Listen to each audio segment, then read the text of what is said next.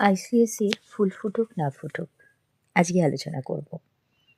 এক্সট্রাক্টটা যেটা, লাল কালিতে ছাপা হলদে চিঠির মতো আকাশটা মাথায় নিয়ে এগোলির এক কালো কুচ্ছি তাই বুড়ো মেয়ে রেলিংয়ে বুক চেপে ধরে এইসব ৭-৫ ভাবছিল।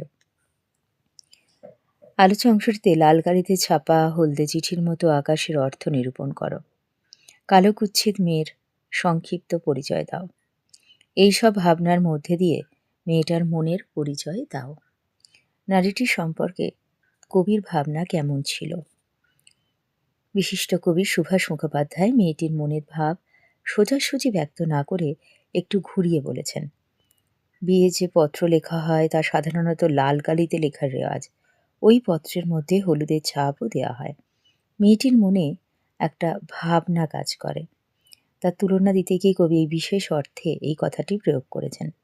মেয়েটি কালো কুৎসিত দেখতে হলেও তার অন্তরে রয়েছে ভালোবাসা।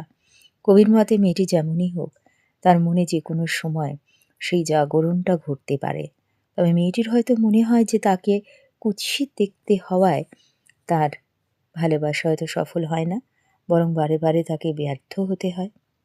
তার ভাবনাটা কোথায় যেন হারিয়ে যায়। উক্ত কবিতায় মেয়েটির হাবভাব দেখে বোঝা যায় যে অতীত ভাবনার একটা স্মৃতিচারণ সে করেছে।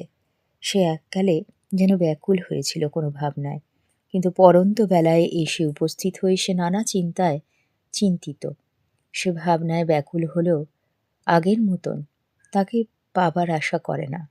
পুনরায় আবার তার কাছে প্রেমের ডাক এলেও ভাবনা এলেও সে অনায়াসে সেই ডাককে অবহেলা করতে পারে, ফিরিয়ে দেওয়ার ক্ষমতা রাখতে পারে। নারী সম্পর্কে কবির ভাবনা হলো সুদূর প্রসারী। যে নারী একটা আকাঙ্ক্ষায় দিশেহারা হয়ে যেতে পারে, সে নারী সম্পর্কে কবি ভাবনা চিন্তা রয়েছে। তার মতে নারীর মনে প্রথম জেগে ওঠা যে ভালো লাগা, সেটা যেন খুব তীব্র হয়, কিন্তু সেখানে যদি সে ব্যর্থ হয়ে যায় তবে যেন অনেক দূরে সে চলে যায়। তখন তার মন কোনোভাবেই পরিবর্তিত হয় না। তার জীবনে তার সেই ভালো লাগাকে সে কখনোই ফিরে আনতে চায় না।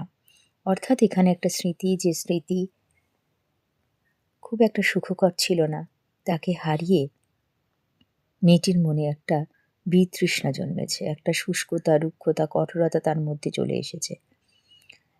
তাই জন্য আলোচ্য অংশে রেলিংয়ে বুক চেপে ধরে এইসব ৭-৫ ভাবার কথা বলা হয়েছে। আজকের আলোচনা এই পর্যন্তই করলাম।